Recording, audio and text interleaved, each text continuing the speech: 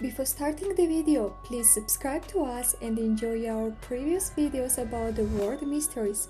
Thank you. Easter Island is home to 887 monolithic carvings called Moai statues. The Moai were built by the rapanui, who were native to the island somewhere between the years 1400 to 1650.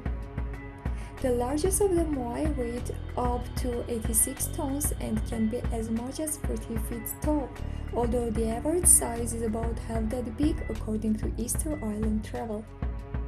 The statues are made from volcanic tuff, which is partially fused and cemented volcanic ash, which means it's fairly easy to shape but also extremely heavy. It was quarried up the slope of the extinct volcano on the island.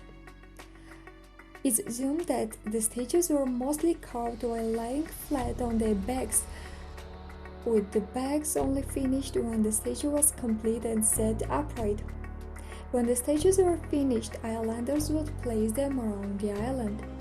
There are some theories suggesting that they were moved to their final resting places using platforms rolled on logs, but other theories suggest that the finished works could have been rocked and walked to their final positions using just manpower and rope. It is though the monuments represent ancestors and were linked to ritual activity, forming a focal point for communities, but the reason for their allocations was previously a mystery. While studies have suggested that sites might have been chosen because of a link to key resources, the team said the latest research is the first attempt to scrutinize such claims. A group of researchers headed by anthropologist carllipo is answering that question. Lipo has been studying rapanui. He mentioned that he became interested in the latter after he and his colleagues began delving into where those living on Rapanui got their drinking water from. The island has no permanent streams, and there is little evidence that residents relied on the island's lakes. There were historical accounts that Rapanui drank brackish water, but nothing to indicate where they accessed it. Their surveys found several places where brackish water could be obtained.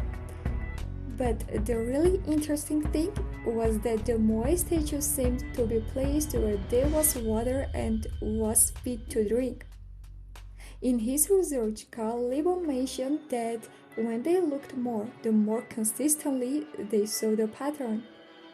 Places without Moai showed no fresh water. The pattern was striking and surprising in how consistent it was. Even when they find Moai in the interior of the island, they find nearby sources of drinking water. Lipo noted that the issue of the monoliths had been built has always been a central mystery about the civilization which used to inhabit the island.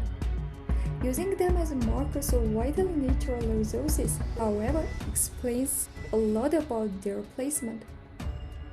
So, please tell us your opinion about why the monoliths had been built. And thanks for watching.